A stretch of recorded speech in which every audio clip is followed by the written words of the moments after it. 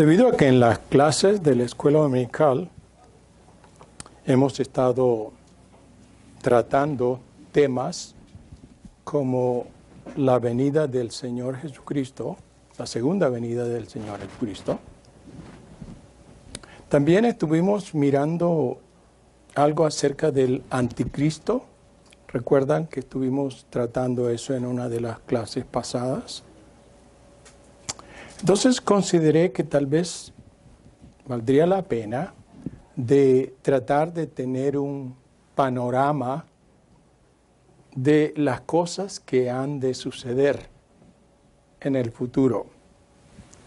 La porción que fue leída habla acerca de la venida del Señor cuando Él, ese es un juicio, habla de ese juicio donde el Señor apartará a su pueblo de los que no son su pueblo.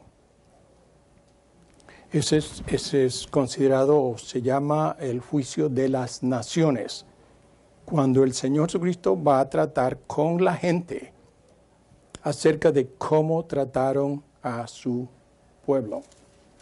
Así que hay varias cosas que están mencionadas en la Escritura, pero quisiéramos tener una idea más o menos cómo se desarrollan estos eventos. Así que por eso consideré tal vez mirar algo acerca de eso. Hace varios años, cuando era pastor de la iglesia en Toronto, varios me preguntaron o me pidieron si podía darles algunos mensajes o enseñanzas acerca de las cosas futuras. Yo no soy un experto en asuntos de profecía, pero decidí estudiar la Escritura y llegaron a mis manos algunas gráficas que me ayudaron a poner en orden más o menos esos sucesos. Así que con la ayuda de la Escritura y la ayuda de Dios pude preparar esa serie, porque fue una serie de mensajes basados en asuntos proféticos. Lo que me propongo hacer en esta tarde es todo ese conocimiento que adquirí, que acumulé, tal vez ponerlo en un solo mensaje, que es bastante difícil debido al amplio campo de enseñanza y poder reducirlo a lo que quiero hacer en esta hora. Sin embargo, voy a hacerlo. Después van a ver una gráfica, va a aparecer una gráfica en la pantalla que les ha de ayudar a ustedes a poner los distintos eventos en la manera como tal vez algunos consideran. Quiero decirles que esa gráfica mostrará el orden de cómo las cosas, según un buen número de creyentes bautistas y de otras denominaciones, dentro del grupo de cristianos evangélicos, esa es la postura o la posición que se tiene acerca de esos eventos que la Escritura habla como asuntos proféticos. Así que eso es lo que voy a hacer. Lo que voy a hacer es tratar de ubicarnos dónde estamos nosotros en ese programa de Dios que Él tiene, que va desarrollando a través de los años, a dónde o en qué parte de la historia de su programa nos encontramos nosotros. Y luego después, en la última parte, voy a mostrar la gráfica que puede ayudarles a ustedes. Muy bien. Venimos al punto de dónde estamos nosotros, dónde nos encontramos nosotros, dónde estamos nosotros ubicados en ese periodo de la historia que el Señor está desarrollando. Bueno, la historia de la humanidad está dividida en periodos, porciones de tiempos. Hay un término que es teológico y es dispensación. Ahora, ¿qué quiere decir eso? Dispensación. Ese es simplemente, poniéndolo en otras palabras, un periodo de tiempo. Abarca de un tiempo, de un evento a otro evento, y es caracterizado por algo que sucedió durante ese periodo. Así que está dividido, los teólogos lo dividen de esa manera, en dispensación. Y voy a indicar algunas de esas dispensaciones. La primera es considerada como la dispensación prediluvio, es decir, comenzando desde la creación del mundo, del Edén, hasta el diluvio. Por eso le llaman prediluvio. Entonces ahí aparece ese periodo, del principio hasta el diluvio. Luego después viene la segunda dispensación, que es conocida como la dispensación postdiluvio. Es decir, comenzando desde el diluvio, porque había una nueva generación. Recuerdan que el Señor destruyó toda la generación. Entonces, con el diluvio vino una nueva generación. Y esa dispensación va desde el diluvio hasta Éxodos.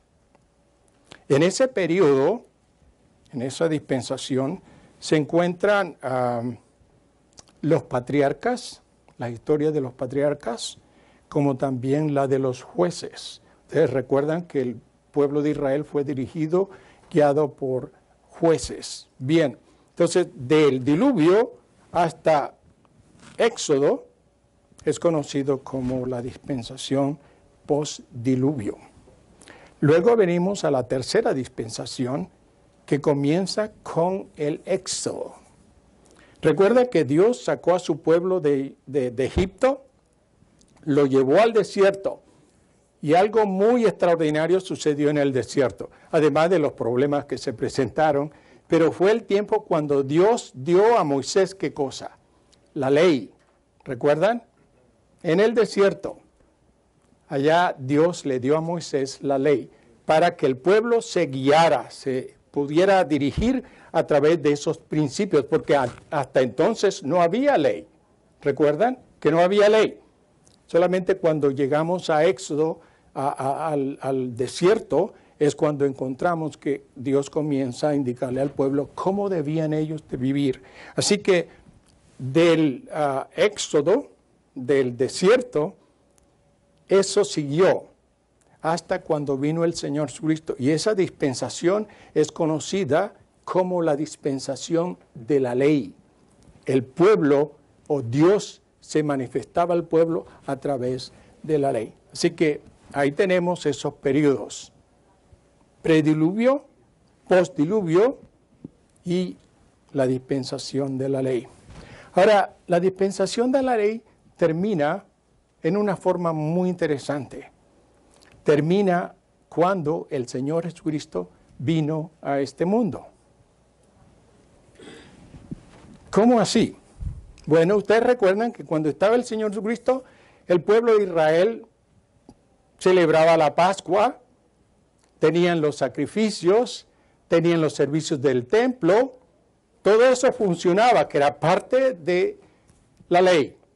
El pueblo se dirigía, se guiaba, trataba de cumplir todos esos ritos y esas ceremonias que tenían que ver con la ley. Pero cuando viene el Señor Jesucristo, hay un cambio.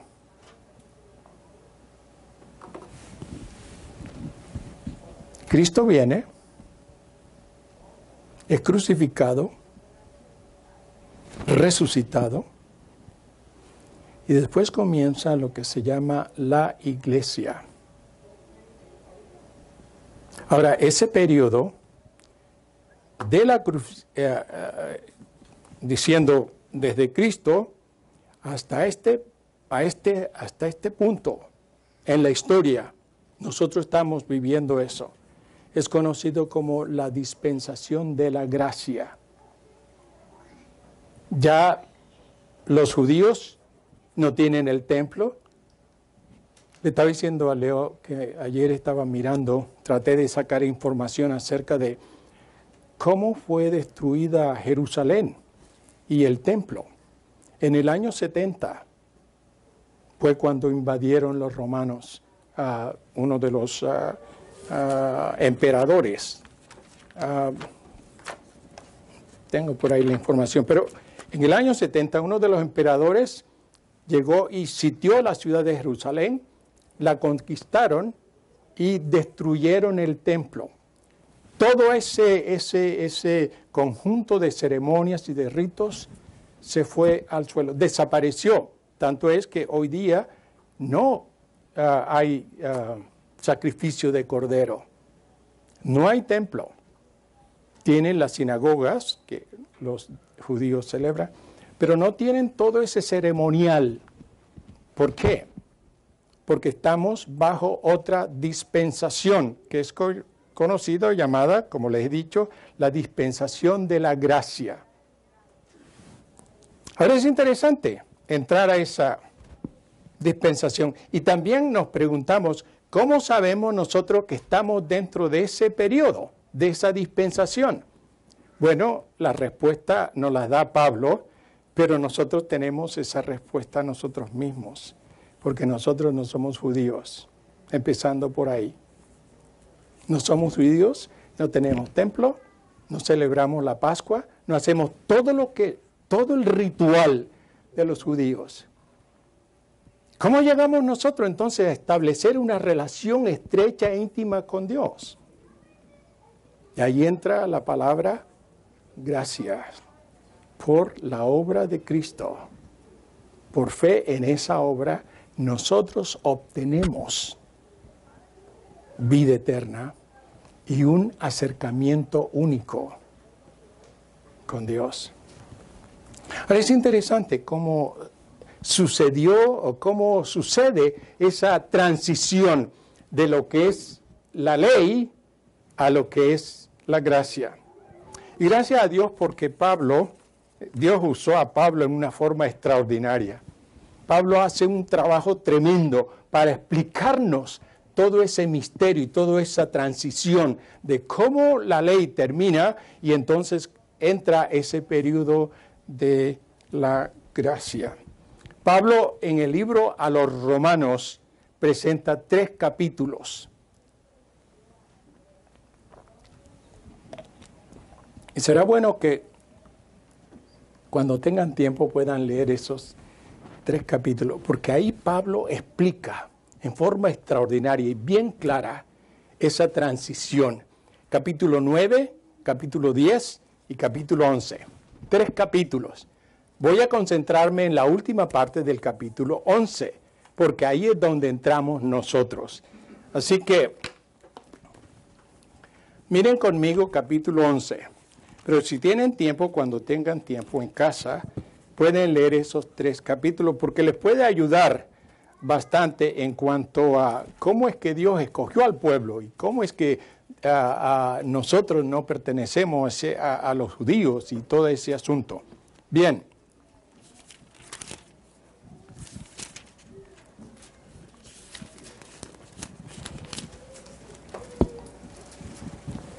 Ahora,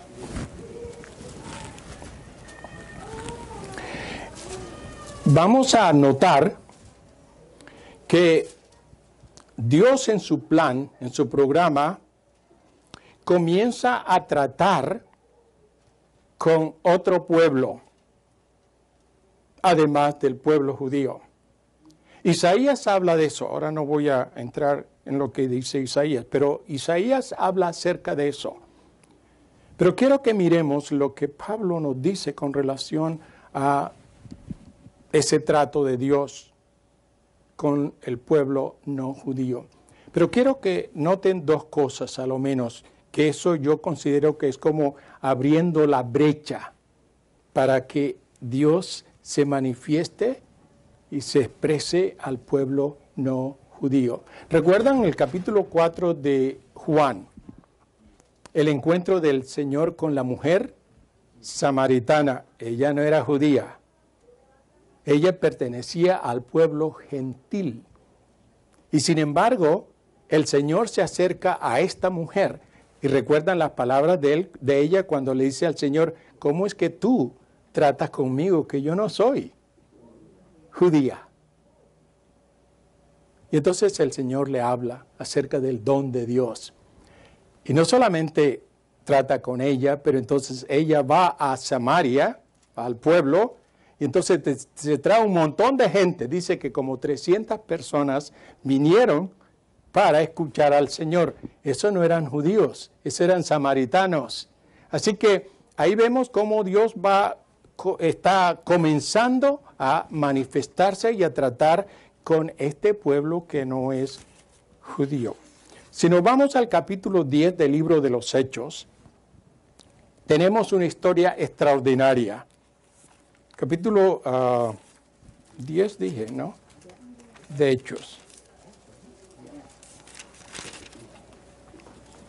Esa es la historia de un gran hombre llamado Cornelio. ¿Quién era Cornelio? Dice que era un centurión de la compañía llamada La Italiana. Ese no era un judío, era un gentil. Era un gentil. Así que aquí vemos lo que sucede con este hombre. No voy a leer todo el capítulo, pero voy a tomar unos versículos. Dice que al otro día, leyendo en Hechos capítulo 10, dice, al otro día entraron en Cesarea y Cornelio los estaba esperando, habiendo convocado a sus parientes y amigos más íntimos. ¿Qué está diciendo aquí el escritor? Que Pedro ha llegado ahora a la casa de Cornelio. Cornelio sabía, porque Cornelio envió a unos de sus obreros para que trajeran a Pedro a su casa y le explicara, porque ya el Señor le había dicho que trajera a Pedro, ¿no? Así que entonces ahora Pedro llega, dice que llegaron, y están en Cesarea los que envió a Cornelio. En el versículo 27 dice que hablando con él, entró y halló a muchos que se habían reunido. Es decir, Cornelio invitó a sus amigos, a sus parientes, que no eran judíos. Recuerden que estamos hablando de un hombre que era un militar. Muy bien. Entonces, este hombre invitó a sus amigos y vecinos y parientes y los reunió. Entonces aquí le dice, y hablando con él, entró y halló a muchos que se habían reunido y les dijo, vosotros sabéis cuán abominable es para un varón judío juntarse o acercarse a un extranjero. Pero a mí me ha mostrado Dios que a ningún hombre llame común o inmundo. Aquí ahora está hablando Pedro, judío, celoso, fanático, ¿verdad? En cuanto a su raza. Y ahora aquí lo encontramos que está tratando con un gentil. No fue fácil, pero recuerdan que Dios tuvo que hablarle a Pedro. Muy bien, aquí entonces está Pedro tratando con este hombre. Y si siguen leyendo, Pedro le explica a ellos algo acerca de su vida. Versículo 44, escuche. Mientras aún hablaba Pedro estas palabras, el Espíritu Santo cayó sobre todos los que oían el discurso. Y los fieles de la circuncisión, ¿quiénes son esos? Los judíos, que habían venido con Pedro, se quedaron atónitos de que también sobre los gentiles, estamos hablando de los judíos que vinieron con Pedro, y también los que estaban reunidos con Cornelio, que eran gentiles. Dice que sobre los gentiles se derramase el don del Espíritu Santo. ¿Recuerdan lo que pasó en el capítulo 2 de los Hechos? Que el Espíritu Santo vino, fue derramado y fueron posesionados, pero todos eran ¿qué? Judíos. Ahora aquí llegamos como el Espíritu Santo se está manifestando entre los gentiles. Así que ahí vemos nosotros cómo comienza esa transición. Dios se está manifestando a los gentiles, Muy bien, les di esos dos casos que encontramos en Juan, la mujer samaritana, y en el libro de los Hechos a Cornelio, que eran gentiles. Ahí Dios está manifestando. Ahora nos vamos entonces capítulo Romanos, nos vamos a Romanos pues. Romanos 11.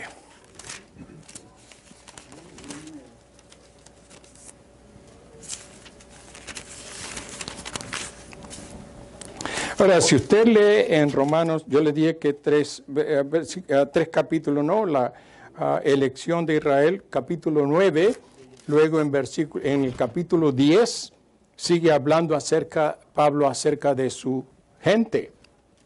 Ahora llegamos al capítulo 11, y versículo 1 dice, digo pues, ¿ha desechado Dios a su pueblo?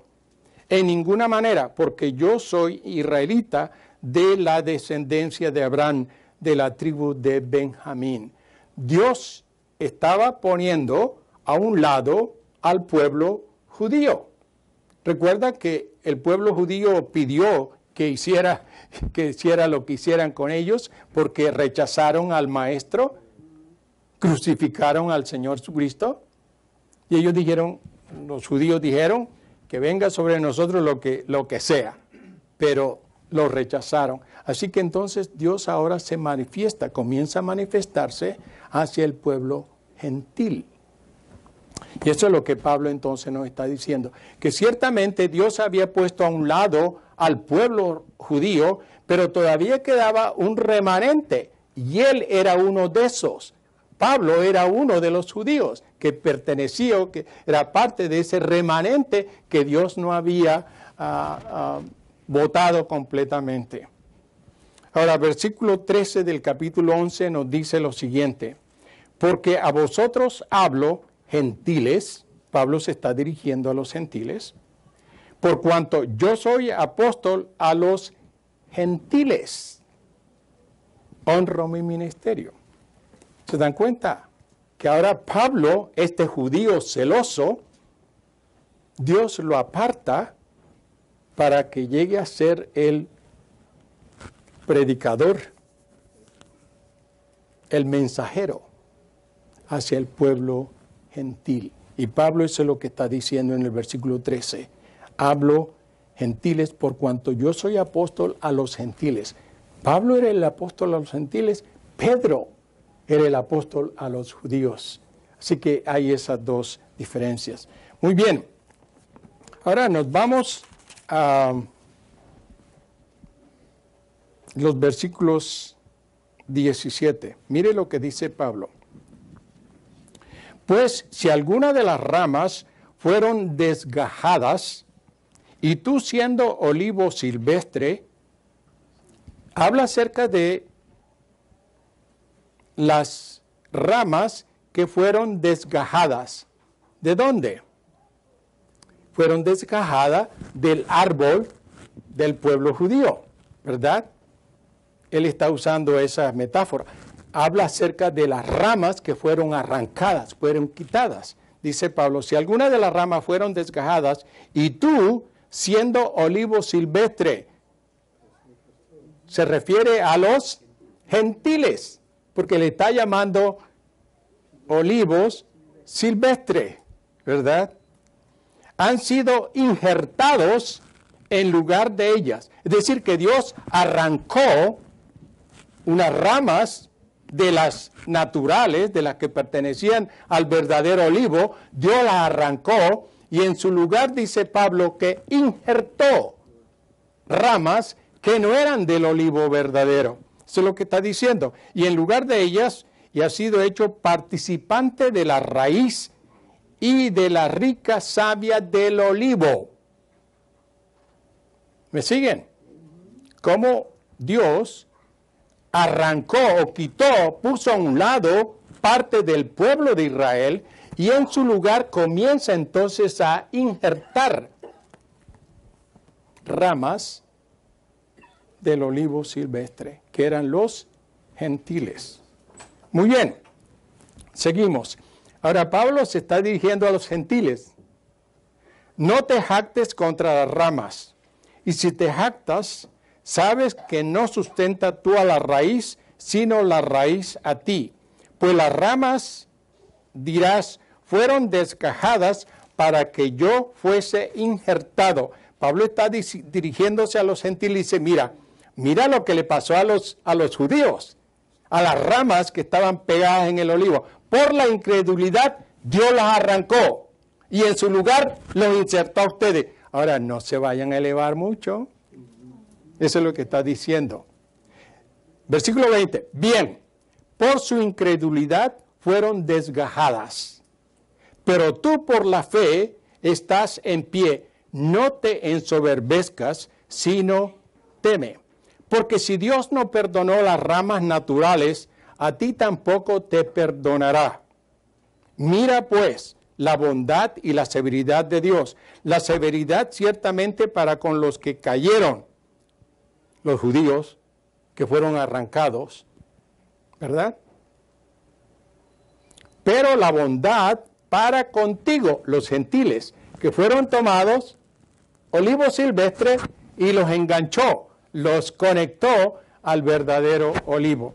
Si permaneces en esa bondad, pues de otra manera tú también serás cortado. Aún ellos, si no permanecieren en incredulidad, serán injertados, pues poderoso es Dios para volverlos a injertar.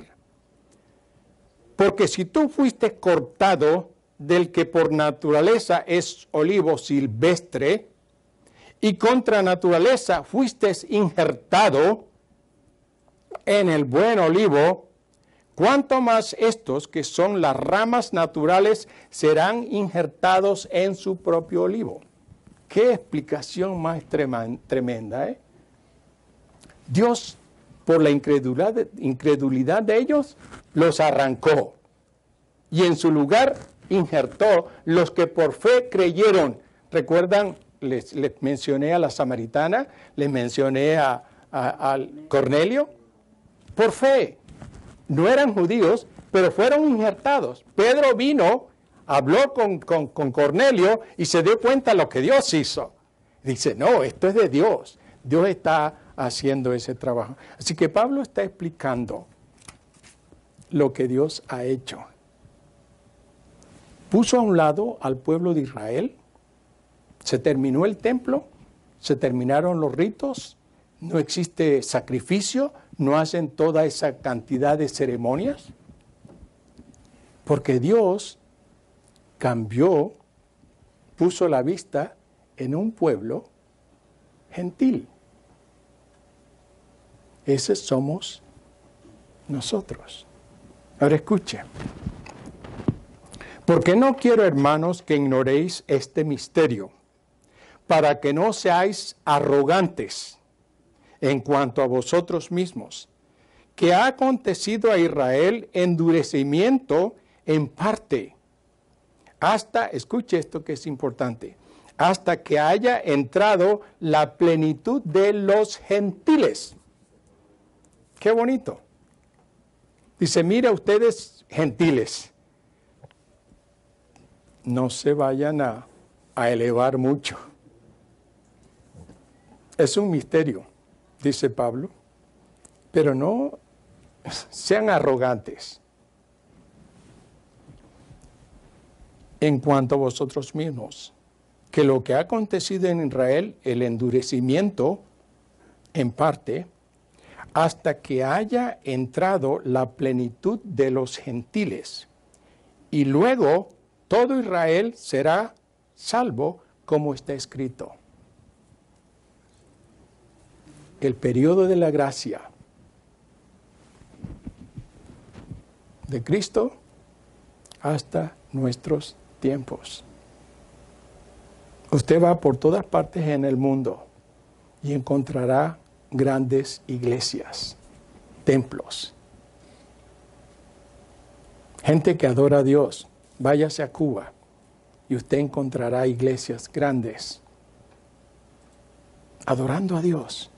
Ellos no son judíos, son gentiles.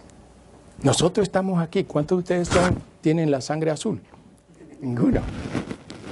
Somos gentiles. Eso es lo que Dios ha hecho. puso a un lado al pueblo, aquellos que no quisieron creer, y entonces dijo Dios, ok, lo dejo a un lado y voy a dirigirme a esta gente, porque de aquí tengo pueblo también. Y eso es lo que ha estado haciendo, recogiendo al pueblo. Y ahora está compuesto. Tenemos el organismo que se llama la iglesia, que está compuesta de gentiles y judíos, ¿sí? Ese fue un misterio. Pablo habla acerca de ese misterio en el libro de Efesios, que la gente de antes no sabía ese misterio. Pero ahora Pablo lo revela y dice que Dios se ha manifestado tanto a los judíos como a los gentiles. Y de ambos ha hecho este organismo que se llama la iglesia, compuesta de judíos y de gentiles. Nosotros estamos ahí. Pero el día de la gracia llegará a su fin. Pablo está diciendo, hasta que haya entrado la plenitud de los gentiles. Y luego todo Israel será salvo. Cuando llegue ese momento en la historia, cuando Dios dice, bien, ya tengo un buen pueblo de los gentiles, ahora voy a dirigirme a este pueblo terco, nuevamente. Y comienza entonces a manifestarse y a dirigirse al pueblo de Israel. Ahí es donde vienen ahora las cosas que han de suceder. Hablamos de la venida de Cristo, hablamos del anticristo, hablamos de los juicios. Entonces quiero que el señor Suárez me ponga la gráfica. Hay mucho detalle, pero no voy a entrar en tanto detalle, solamente indicándole algunos de los puntos sobresalientes. Estamos hablando de lo que es conocido como la iglesia. Ahí estamos nosotros, ¿no es cierto? Un organismo compuesto de judíos y de gentiles. Pero eso va a llegar a un momento, que es lo que estuvimos viendo en uno de los estudios, cuando el Señor Jesucristo venga. Ahora, cuando venga el Señor Jesucristo, viene en dos fases. La primera es conocida como el rapto. Hablamos de eso. Pablo dice en Tesalonicenses que los que estén los que estén muertos resucitarán primero, ¿sí? Los que estén en el cementerio van a resucitar primero. Luego los que estemos vivos seremos transformados y juntos seremos levantados para estar con el Señor en el aire. ¿Recuerdan? Ahora, eso se manifiesta solamente para el pueblo de Dios, no para el mundo, todo. Solamente es exclusivo el pueblo de Dios. Y entonces ahí comienza ese período que es conocido como la gran tribulación. Cuando comienza Dios a descargar, usted lo lee en el libro de Revelación, de Apocalipsis, de las trompetas y de todas esas cosas. Eso ha de suceder ahí cuando el hombre, recuerda que hablamos sobre eso, el hombre inicuo, el hombre de pecado, el anticristo, ese hombre se levantará y entonces gobernará tanto a los judíos como a los gentiles. Él será el Dios, por eso le llaman el anticristo. Mientras eso sucede en la tierra, arriba está lo que se llama el tribunal de Cristo.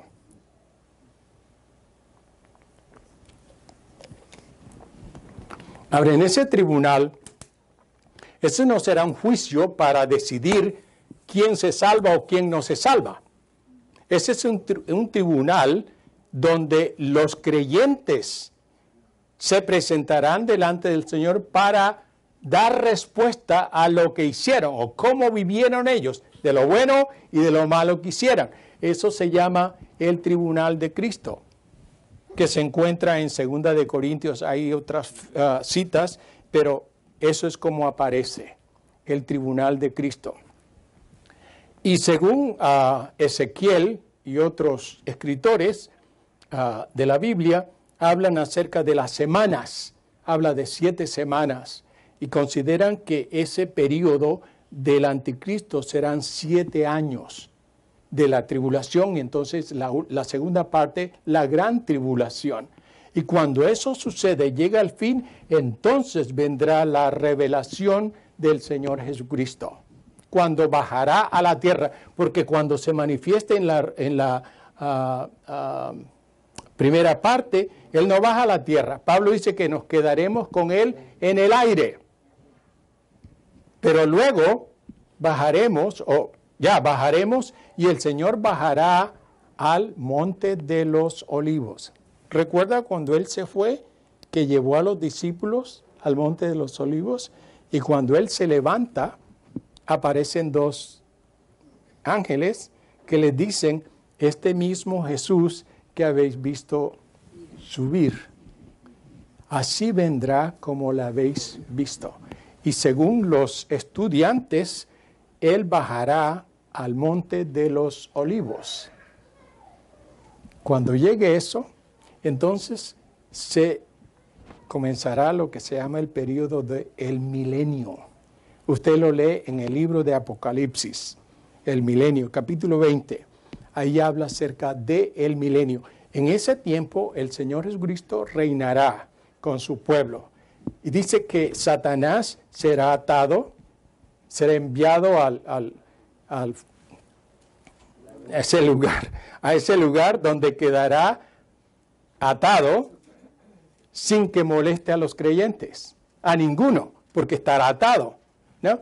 Y luego después, cuando termine el periodo eso, llega entonces Dios suelta a Satanás nuevamente y viene entonces a formar lío otra vez y se formará lío. Ahora, aquí algunos consideran que ese juicio de las naciones tendrá lugar en esta parte, cuando han pasado por la tribulación,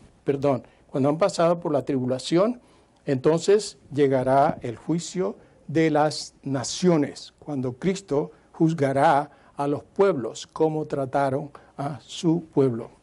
Luego después viene lo que es el juicio final.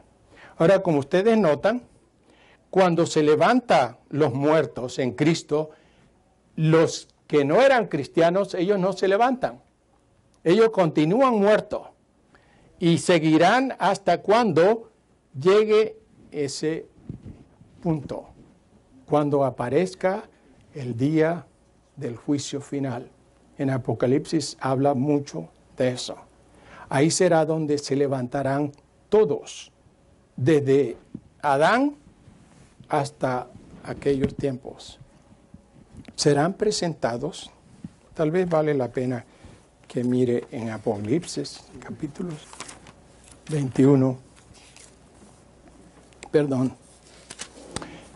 20. Versículo 1 dice, vi al ángel que descendía del cielo con la llave del abismo y una gran cadena en la mano, y prendió al dragón, la serpiente antigua, que es el diablo y Satanás, y los ató por 1000 años, es lo que está en lo que ya he indicado, el milenio. Y los arrojó al abismo y los encerró y puso sus sellos sobre él para que no engañe más a las naciones hasta que fuesen cumplidos 1000 años. Y después de esto debe ser desatado por un poco de tiempo. Y sigue diciendo, hasta que llegamos al versículo 11, dice, y vi un gran trono blanco y al que estaba sentado en él, de delante del cual huyeron la tierra, el cielo, y ningún lugar se encontró para ellos. Y vi a los muertos, grandes y pequeños, de pie ante Dios, y los libros fueron abiertos. Y otro libro fue abierto, el cual es el libro de la vida. Y fueron juzgados los muertos por las cosas que estaban escritas en los libros. Ahí no aparecerán los creyentes. ¿Me entienden? ¿Me siguen? Ahí no aparecen los creyentes. Habla acerca de los libros que serán abiertos porque será el juicio de Dios. Y Él traerá toda la documentación para asegurarse que está todo bien registrado. Y entonces dice que, Vi a los muertos grandes y pequeños en pie delante, y los libros fueron abiertos. Y otro libro fue abierto, el cual es el libro de la vida. Ese es en el que estamos nosotros, si es que lo hemos hecho. Y fueron juzgados los muertos por las cosas que estaban escritas en los libros, según sus obras.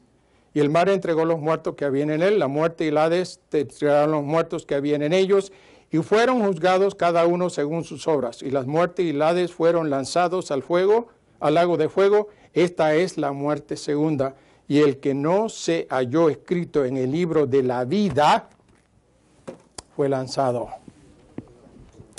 Entonces, Pedro habla acerca de que el mundo será deshecho. Creo que dio un mensaje acerca de eso hace varias semanas, cuando la tierra será renovada y luego después tendremos, después del juicio, cuando todos serán lanzados y Satanás será lanzado al fuego, al infierno, y entonces vendrá lo que se llama la nueva Jerusalén, la nueva tierra. Sí, eso nos da una idea más o menos. No quiero decir que Dios, así es como va a seguir Dios su programa, pero según la Escritura, esos son los eventos que han de tomar lugar. Entonces, para tener una idea un poco más clara y no nos confundamos, tenemos esos hechos. Así que hay 3 juicios. El de los creyentes, que es un juicio, es un tribunal para dar los premios a los creyentes.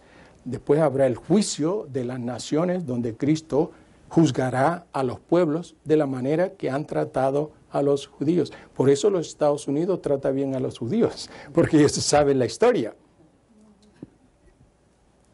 Todos aquellos que hayan tratado mal a su pueblo tendrán que responderle. Y luego después de ese juicio vendrá entonces el juicio final, donde los hombres responderán delante de Dios y no podrán negarse porque todo está escrito, todo está registrado. Así que eso es lo que tenemos también.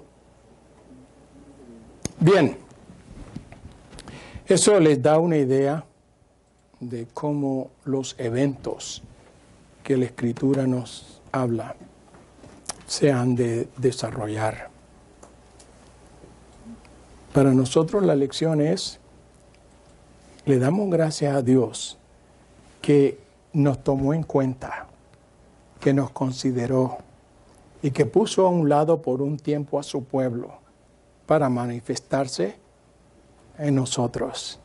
Ahora nosotros formamos parte del pueblo de Dios. Qué cosa tan extraordinaria y tan hermosa. Saber que ahora nosotros, que no éramos pueblo, Pedro dice que nosotros no éramos pueblo, pero que ahora somos pueblo. Pertenecemos al pueblo de Dios y tendremos los mismos privilegios como los judíos, aquellos que creyeron por fe en Él. Eso nos ayuda a nosotros, debe de ayudarnos para vivir una vida que agrade a Dios y siempre agradecido al Señor por habernos tomado en cuenta y darnos los privilegios. Y según los planes, todas estas cosas donde el hombre que no conoce a Cristo va a sufrir enormemente, terriblemente, los que conocemos al Señor no pasaremos por eso, porque estaremos con el Señor por el resto de la eternidad. Oremos. Padre, gracias por tu palabra. Gracias por lo que nos enseña. Gracias por el apóstol Pablo, que tuvo la habilidad, bajo tu inspiración, de sondear estas cosas misteriosas y ponerlas en palabras sencillas que podamos entender.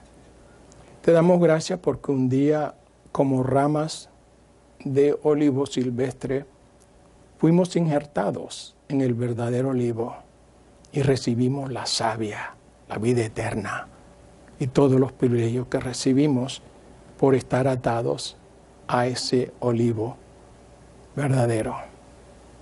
Señor, ayúdanos para seguir siguiéndote y sirviéndote, y recordando lo que hiciste con aquellos que no te obedecieron, que no creyeron, pero que nosotros, por haber creído, estamos bien injertados. Gracias, oh Dios. Todo esto lo pedimos en nombre de Cristo Jesús. Amén.